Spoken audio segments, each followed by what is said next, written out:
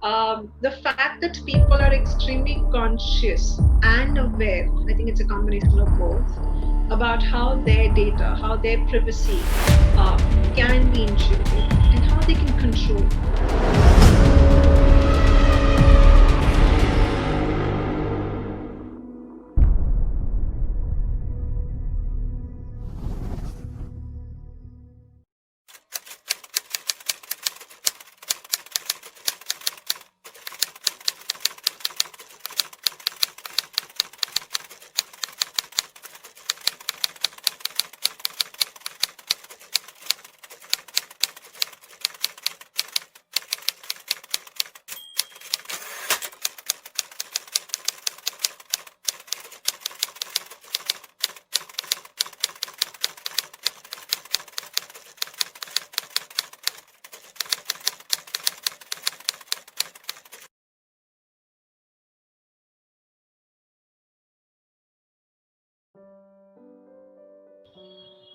Greetings, ladies and gentlemen. Today it is an honor and a pleasure for me to introduce you all to this very particular session where we are going to know more about the importance and need of digital transformation. My name is Harsh and I'm going to moderate this session for all of you, wherein I'm going to introduce you all about the session and perhaps the person who is going to interact and address all of us.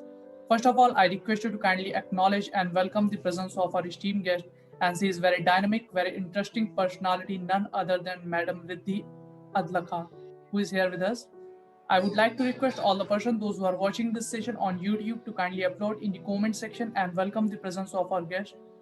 Madam Riddhi Adlakha currently holds the position of Head Digital Marketing at TCS. She is an innovative professional, possesses a repertoire of competencies in operation, transitions, training, and business coaching. With over 16 years of experience in digital marketing, she has the ability to cultivate a strong alliance internationally using a unique combination of people, skills, business savvy, and customer centeredness.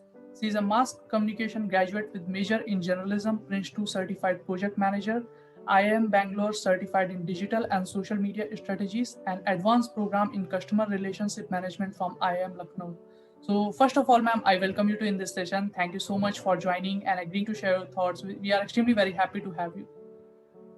Thank you so much, Harsh. The pleasure's all mine.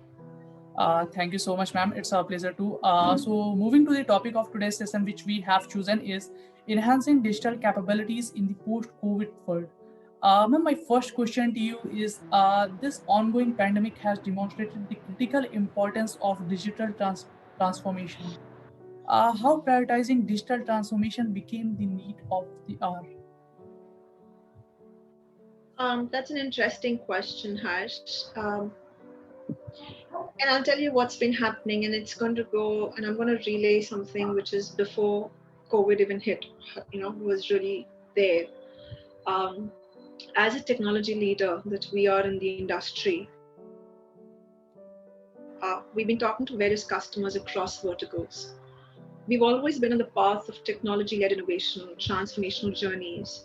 And these are not just words, but they were actionables that we had to deliver as a partner to them, as a vendor to them.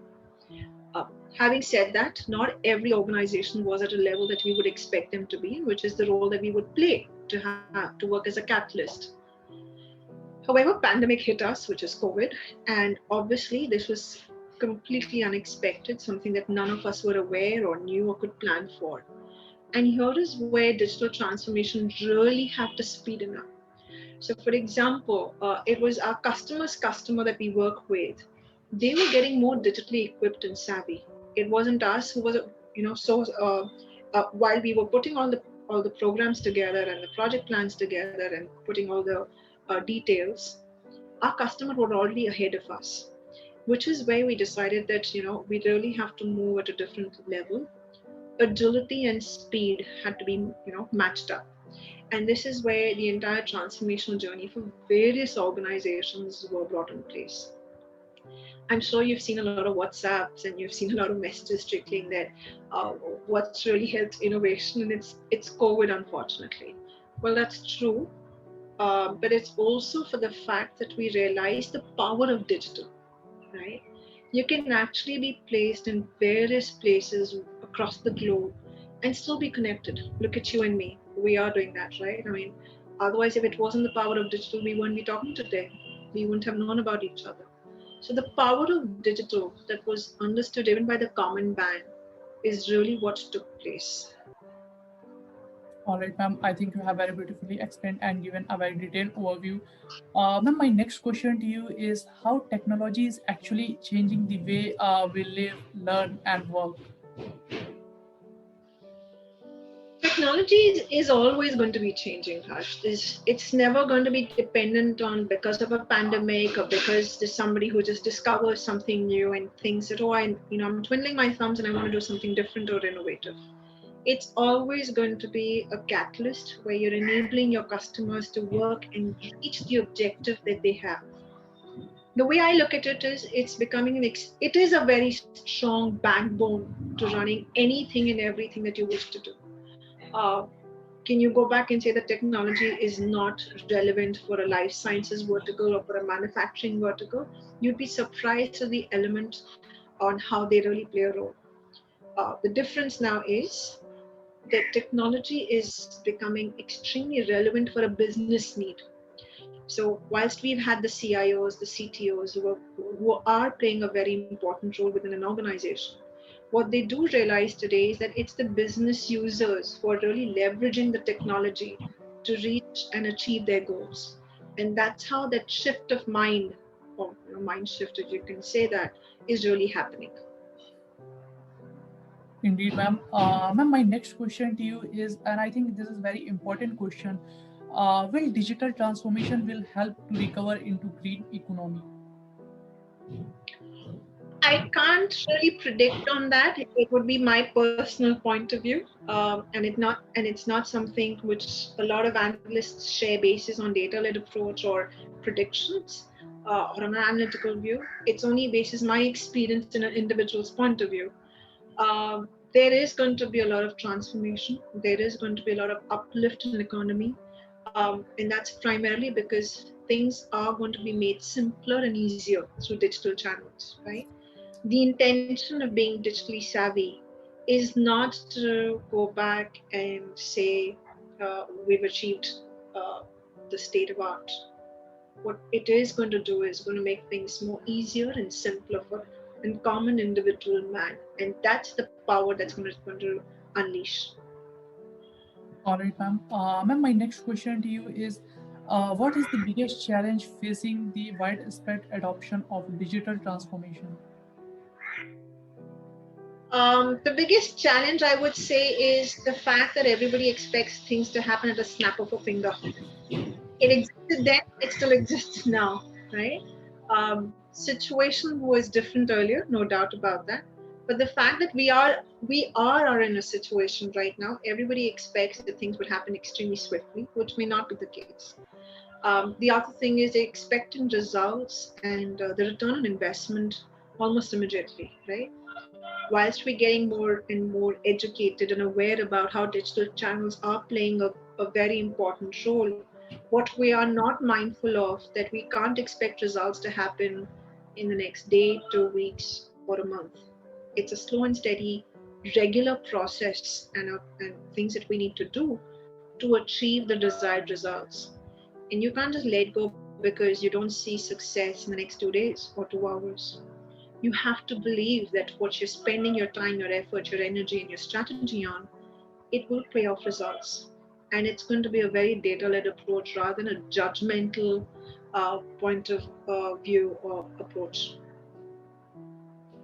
Indeed, ma'am. Again, it was a quite insightful answer from your side, and I must say the kind of privilege today we got to hear all these things from you.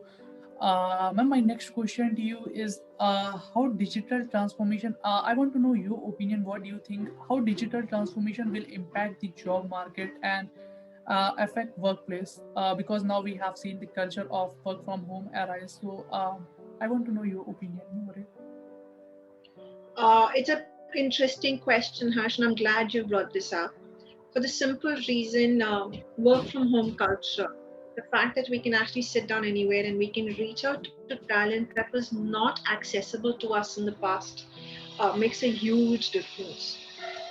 We have a lot of bright kids, a lot of the young generation who are very tech savvy, who are very digital savvy, who understand the concepts, who are investing in themselves to understand how digital really make a difference in, and they're upskilling themselves. They're learning about it, um, and that pool is something that we didn't have access to, right?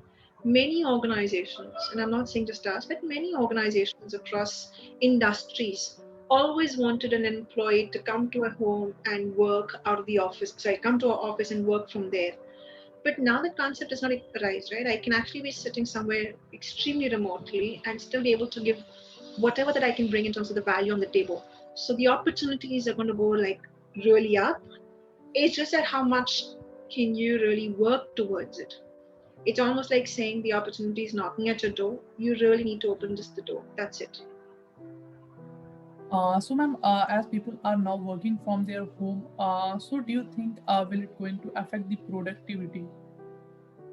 Oh, not at all. I don't agree with that at all. I think the productivity is only going to increase.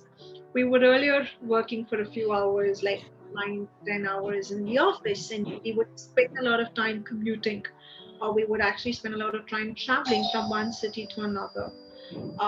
But now it's not going to be the case, right? I mean, I'm sitting here and I can actually be working far more hours, longer hours, which is actually happening. So my productivity is only increasing. So I don't think from a your productivity question, it will only mean that I'm increasing and not a dip in it. All right, ma'am. So we can conclude that if 2020 was all about the pandemic and work from home, then we can conclude this 2021 will be all about the consciously planning of the future of work and the future of digital transformation and the future of healthcare and future of almost everything. Ma'am, my next question to you is how do you see the rise of gig economy? I definitely see a huge rise in the gig economy. And that being said, I think it's a brilliant opportunity for all those freelancers, for people who've got a lot of skills to go back and showcase and bring in value adds to things which are not available to us. It's a brilliant opportunity. While I do know that economy has suffered, we've had a lot of industries or organizations that have closed down because of lack of funds, because of lack of movement. I think they've also used another channel to open up. And here is where that economy, the role of freelancers, the role of people working from different places, can actually enable and partner very well with these entrepreneurs who've been budding up now. So in my view, I think it's a very good opportunity. It's making hay while the sun shines, and that's exactly what's going to work for them. Even people like us, or for example, organizations such as ours, uh, we're happy to contribute and work with them because we realize the value that they bring on the table and the experience, right? So it's only going to get better for them. Indeed, ma'am. Ma'am, my next question to you is what are the top emerging cybersecurity challenges? There are going to be plenty because everything's getting digitalized, sorry. The fact that people are extremely conscious and aware, I think it's a combination of both, about how their data, how their privacy uh, can be intruded and how they can control. Sometimes, and most of the times, people are aware. Uh, the information is half baked. They're aware of how data is being processed or captured, but they're not aware of how you have it in your hands to not share your data. And hence, security and the fact that it's cybersecurity is all in your hands, and you can be completely aware and mindful about it. I think it's an equal share and responsibility of an individual versus organizations. Marketing has been traditional, right? I mean, it's always existed. We've been always marketing, and I'm going to go back to the era of Chanakya. Even he had to market his whole thought process. We've always been marketing. We were never conscious about our data there. We were never conscious about, oh my God, my privacy is taken away. But today, everything's looked at a very different view, right?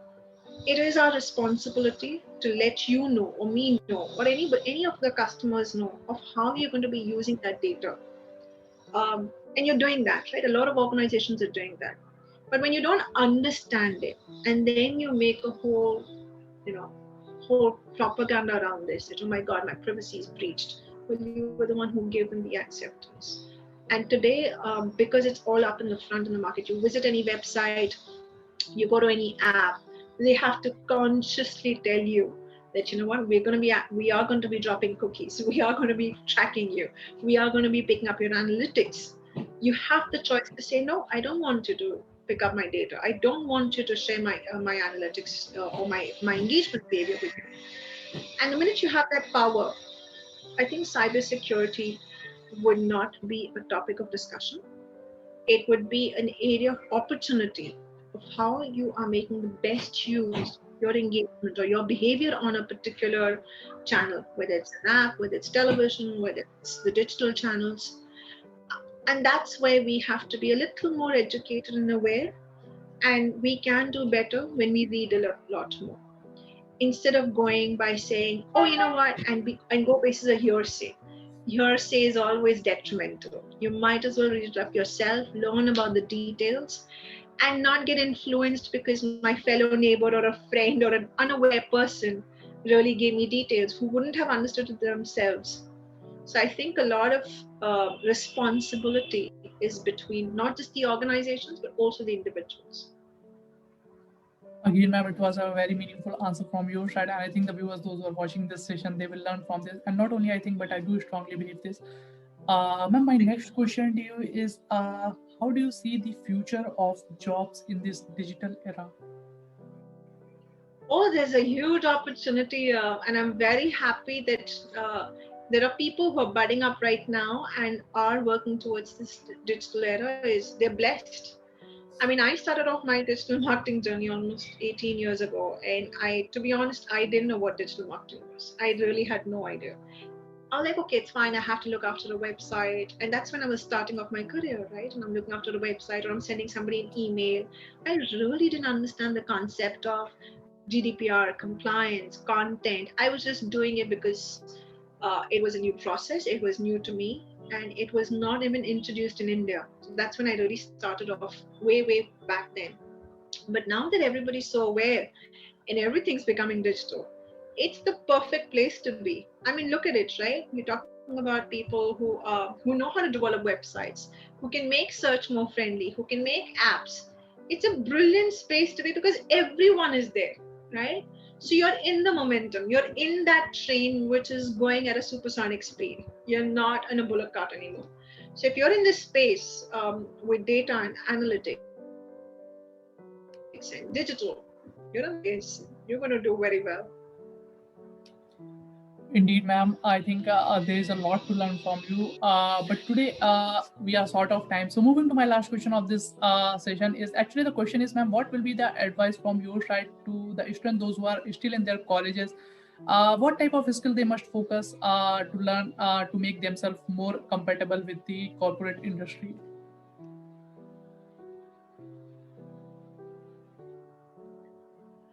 I think there are two major things that they should focus on. Besides getting themselves equipped to the technical skills and nuances, you should also be mindful of the softer nuances or the softer skills that really play a big role in the organizations, such as ours, or maybe different organizations as big as ours. It is how you're able to articulate and express yourself. At the same time, be a strong domain consultant. Know your technical details very well. Know your tower very well. Know your platforms very well. But that's given, right? Because you're going to earn a degree for that. But are you able to apply it? And if you're able to apply it, are you able to explain to people? It's like going to a doctor. And if I had to just make it a very simple term, you're going to a doctor and he's going to use all the jargons to you and tell you, you know what, this is what's happening to you. I'm sure you're never going to go back to him because you've not understood it, right? But at the minute you come back and he tells you, you know what, you've had bad food or you've had bad water and this is what's happening to you, your stomach's hurting. It's understood, right? It's simple. And he would just give you a medicine basis on that. Versus somebody who gives an overcomplicated and highly used or technical words and makes things really difficult for you to comprehend. I think that's what I said. It's a combination of the two things. So today, don't just go around earning a degree and thinking that, oh, I'm Google certified or I'm LinkedIn certified or I know how to use Aliqua. Yes, you know certain tools and platforms. Are you able to explain and relate that to a business user? Is something that they should also spend their time and effort on. Indeed, ma'am. Again, it was a quite wonderful advice from your side, and I must say it was a very healthy discussion with you on the topic. And we look forward to conduct more such session with you in future. And thank you so much, ma'am, for joining and giving your important time and the kind of energy you brought. It was really very inspiring for all of us. Thank you very much. The Thank you so pleasure's much. been all mine, and I wish you all the best. Thank you so much, ma'am. On the ground is where I stand. Never give up, that was always the plan. It's so cold outside. I'm alone, I'm alright. It's so cold outside. I'm alone.